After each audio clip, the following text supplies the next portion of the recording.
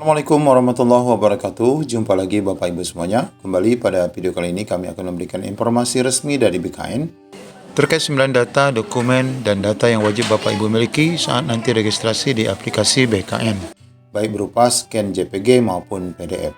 Untuk info lengkapnya berkaitan dengan 8 dokumen itu, mari kita simak video ini sampai selesai.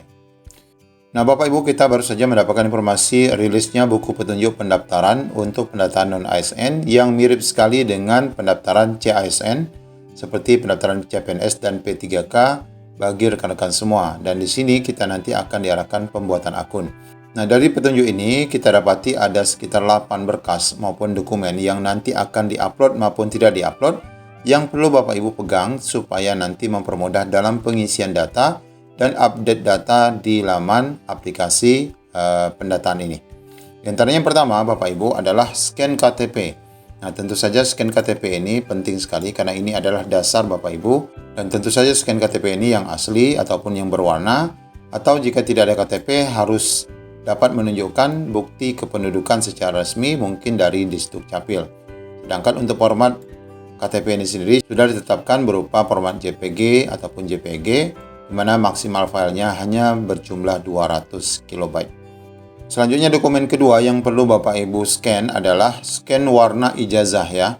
Tentu saja ini juga ijazah yang nanti akan diupload di laman pendataan non-ASN. Scan warna ijazah terakhir ini dalam format JPG dan JPG juga.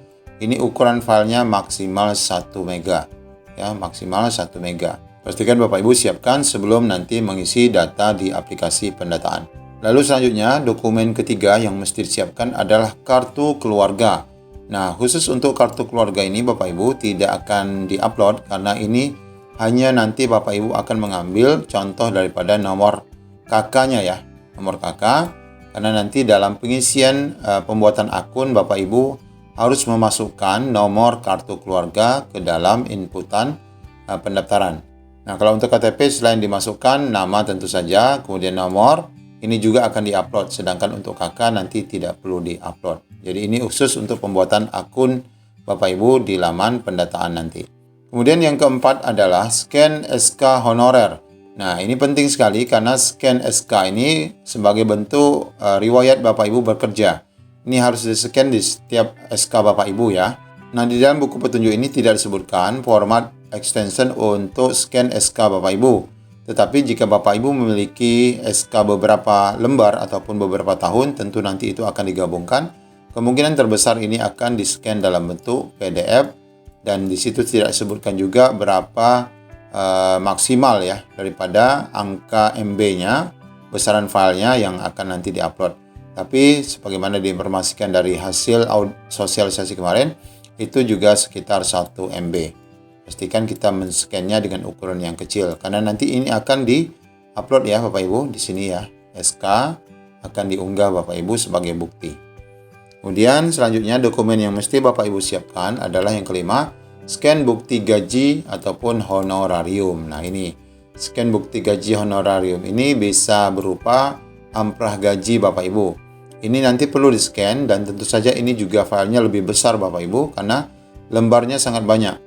Baik itu berupa gaji per bulan, kemudian dikalikan dengan berapa tahun Bapak Ibu honor, itu nanti akan digabungkan karena nanti akan diupload juga di dalam aplikasi ini di bagian bukti pembayaran gaji Bapak Ibu.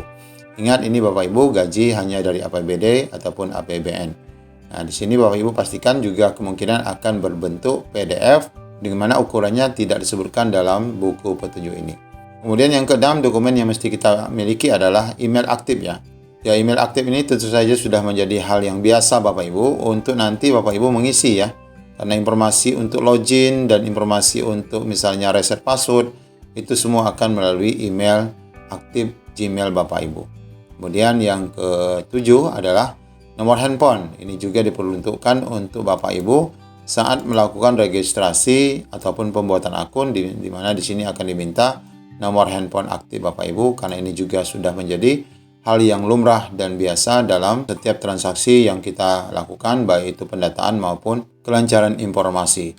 Kemudian yang terakhir adalah kartu THK2. Nah, ini untuk kartu THK2 ini dikhususkan bagi rekan-rekan guru yang merupakan alumni ya, istilahnya alumni THK 2. Di sana akan diperlukan bukti kartu THK 2, ini contoh Bapak Ibu.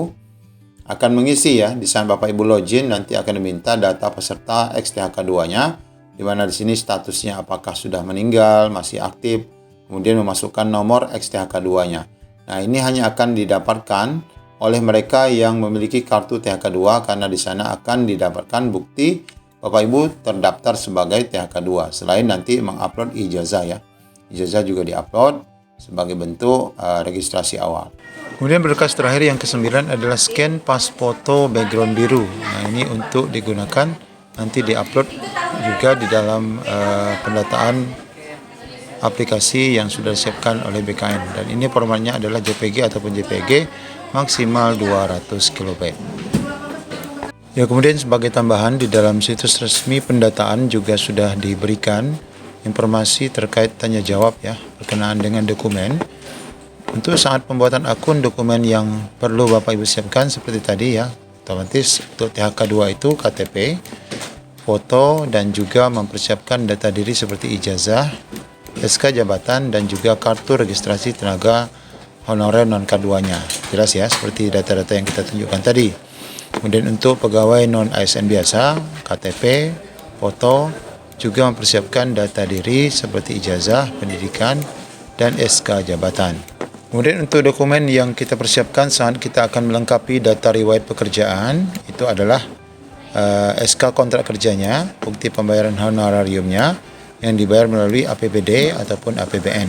Kemudian ijazah pendidikan terakhir yang kita miliki. Ini sebagaimana yang sudah kita sebutkan tadi. Jadi demikian Bapak Ibu informasi yang dapat kita lengkapi dari berkas-berkas dan dokumen saat nanti melakukan pendataan di aplikasi pendataan BKN.